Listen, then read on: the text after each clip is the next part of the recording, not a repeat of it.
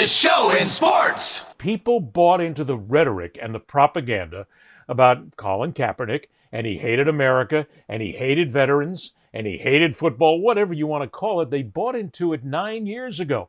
Here we are in 2025, and we're still buying into it in another sport that claims it's all about being woke. If you're woke, we're out of here. Look, we talked about this once before, where there's a male cheerleaders of the Minnesota Vikings, and people threatening to lose their season tickets, which of course is bullshit. They'll never get rid of them. We talked about that. But now you have another sport in America that has a lot of so-called woke involved, and the fans are screaming about it. Coca-Cola 600 is underway. NASCAR officially joining the growing number of companies showing support for the LGBTQ community. This tweet posted on the first day of Pride Month, garnering millions of views and thousands of replies. The majority of comments coming from people saying they will no longer support the organization. So for all the fans that are leaving, I guarantee you there's just as many coming. One of those retweets came from Stephen Rhodes. The North Carolina native began racing at 8 years old and was the first openly gay NASCAR driver. To be expected, honestly. Just reading through some of the comments, I kept seeing things like blocked, the words bi, fan lost. And I've said for years and years that NASCAR, to be relevant again, that it was going to need to make some changes. NASCAR is not the first organization in recent weeks to experience a wave of online criticism. Target and Bud Light's parent company both facing boycotts following their publicized support for Pride. You almost have to make the assumption that someone is going to be outraged. We caught up with the president of a national consulting firm.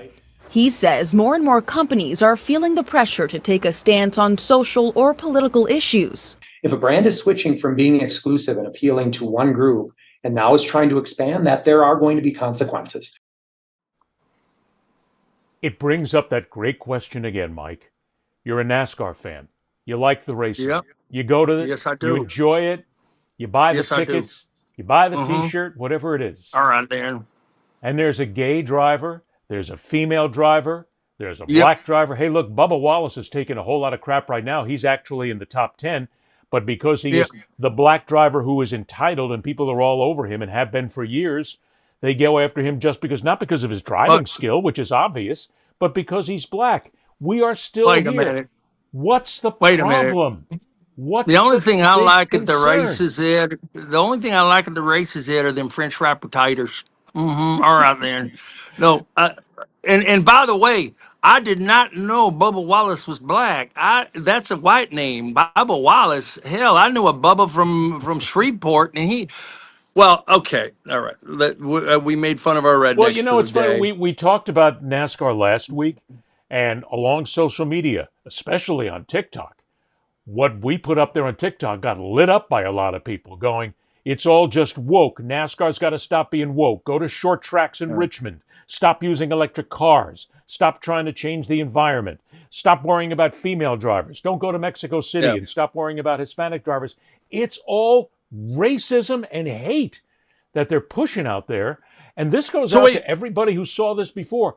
We're still trying to figure out what's the big problem if a driver's gay. Why do you have such an issue with that? Please.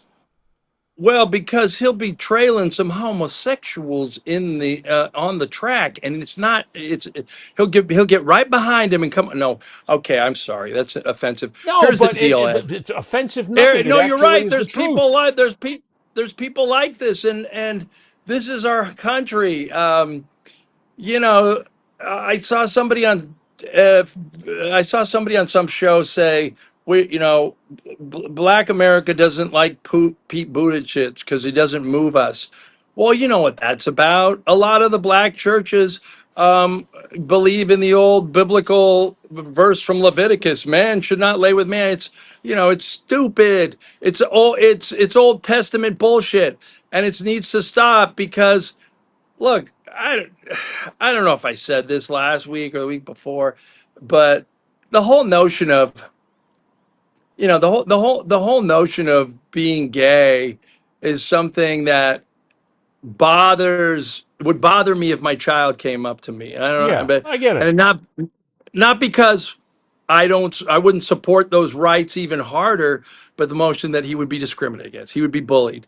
And anybody that tells me that that people choose that lifestyle, well, I don't know who would choose to be separated possibly from their family forever if they tell them that they're gay, because that's what you risk with a lot of families. I don't know anybody that would tell that to their boss who might immediately discriminate them based on their own beliefs. So I don't look. I think it's ridiculous. What I am really blown away by is in this environment, which I would call, this is almost a woke lash. There's so much that's been going on they're putting Confederate monuments back, Ed. Can you believe it? Anybody that tells me, any musclehead, right wing knucklehead that says, you are just a wussy for giving your kids a participation trophy. Is there any bigger and older and more useless participation trophy than a Confederate monument? You lost. You It's lost. over. You You lost. lost. You finished second. And there were only two teams. So Not shut only up. did you lose, but you're traitors. Because most you're of the people traitors, who were the and you generals for the lost. Confederacy went to West Right. Point. They went to military training in the United States. They were part of the United States. They turned against the U.S. Yeah. They are traitors. You want to build a It's the statue biggest to traitors? Confederate flags and statues are the biggest participation trophies in America, and they're sick and they're old and they need to be thrown away. But that said, go back to NASCAR. I'm surprised in this day and age that NASCAR is all in on this. I love it. I love it like I love the Vikings sticking with their male cheerleaders. And I'm still pissed that during that all-female boxing card in New York recently, with Katie Taylor, I think, and the other woman was just a tremendous fight. They should have had ring boys. They have ring girls at all the men's fights. Why not ring boys at the Chippendale dancers need more income? The only reason that anybody would get onto social media or any other form of media and look at these stories and say, boycott NASCAR, boycott NASCAR. The only reason you say that is because you don't like gay people. You're threatened by them.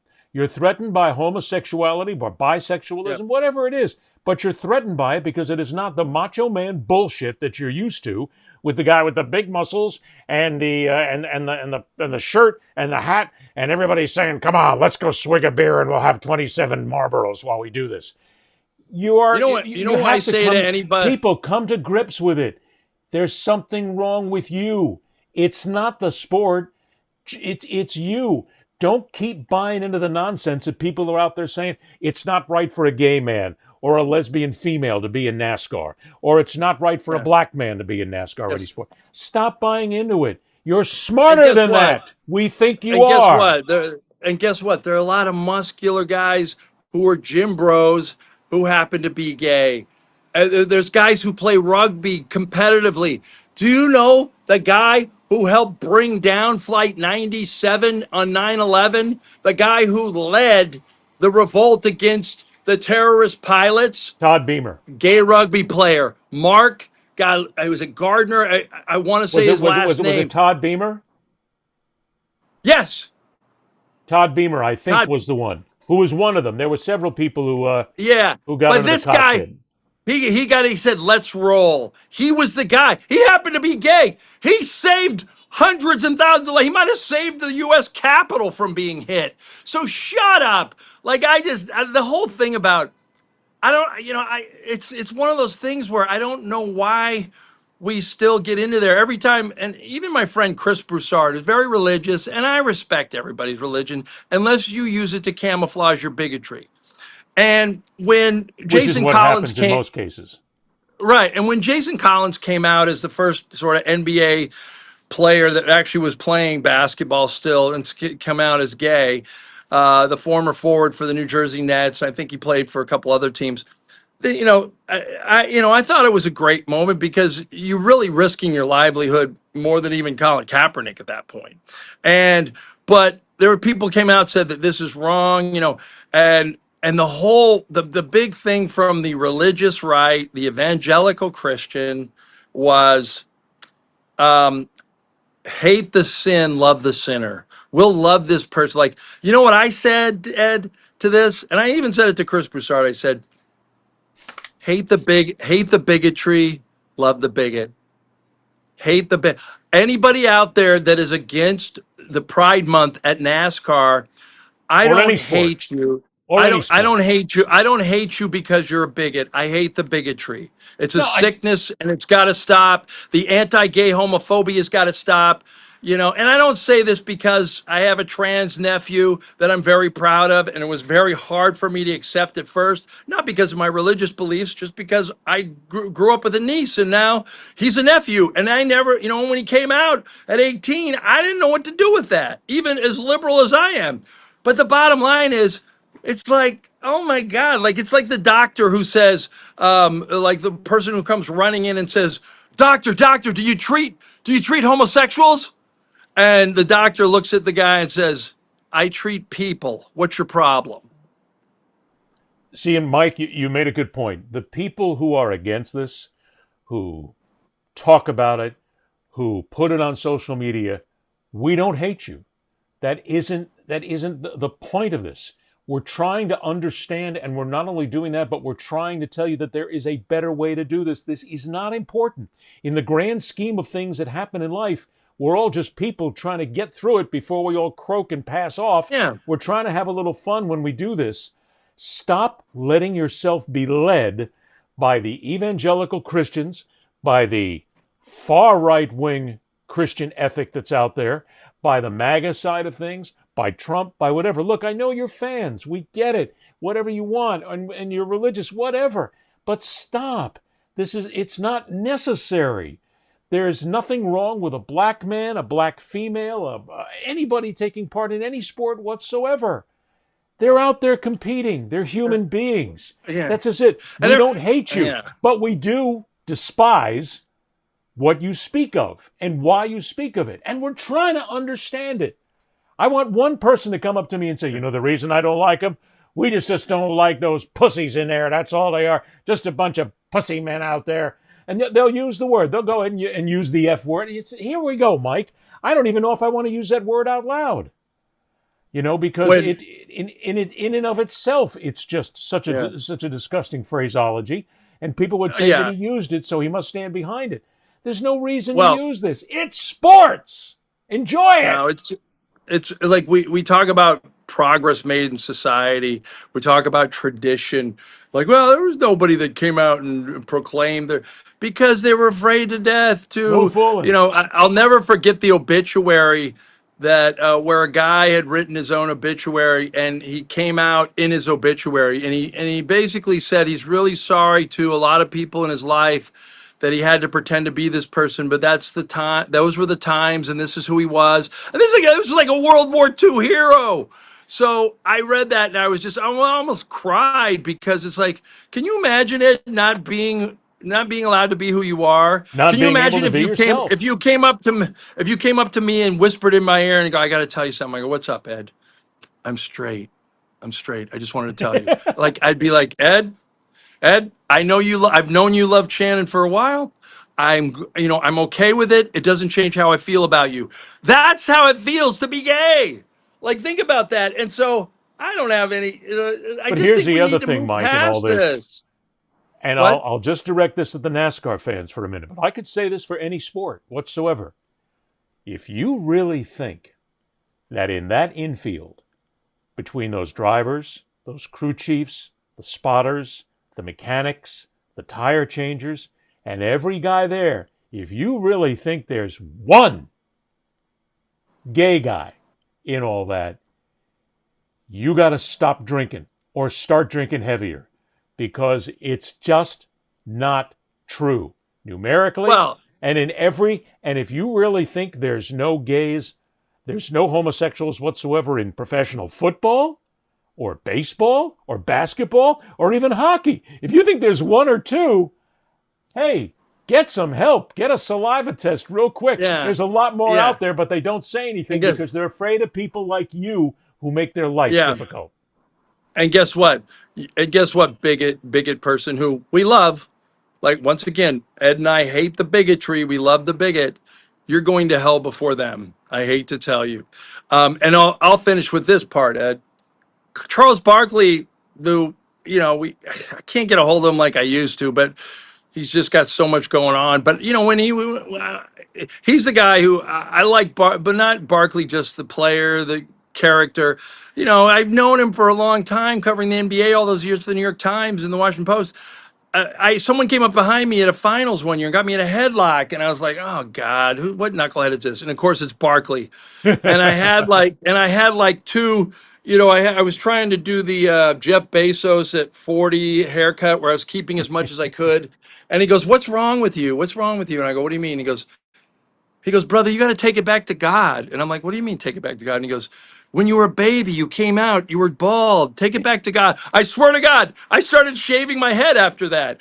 And I was happy with it. Barkley told me in an interview less than 8 years ago, I asked him because LeBron took a lot of heat because he said he couldn't play with a player it was after Jason Collins came out after. He said he couldn't play with a player that was gay because he couldn't trust him, that they wouldn't tell him. Of course, he's now flipped on that. He realizes that, that sound had its own bigotry and ignorance behind it.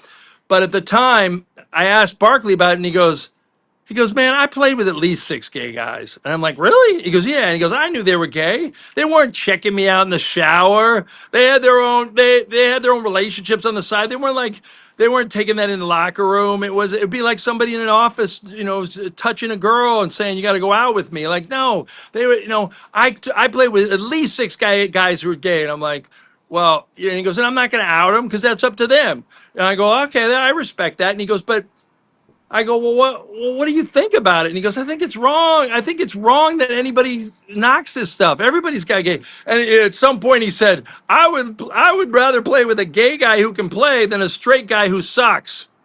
I love that line. That's It's the Charles. greatest line ever. That's Charles, no doubt. Once All right. again, I would rather have a NASCAR racer who could drive than a gay racer who could drive, a racer who happened to be gay that could drive his ass off, than a guy who kept hitting people from behind and ruining the race and killing people. And by the way, for all those who are still against Bubba Wallace, and the reason you're against Bubba Wallace is because he's black, he's top 10. He's heading for the playoffs this year. He's only got one win this season, but he's a hell of a driver, and he's doing real well. Enjoy the skill and the sport and the athleticism of the individual, and stop worrying about all the other bullshit. It's just not worth it. That's all, folks.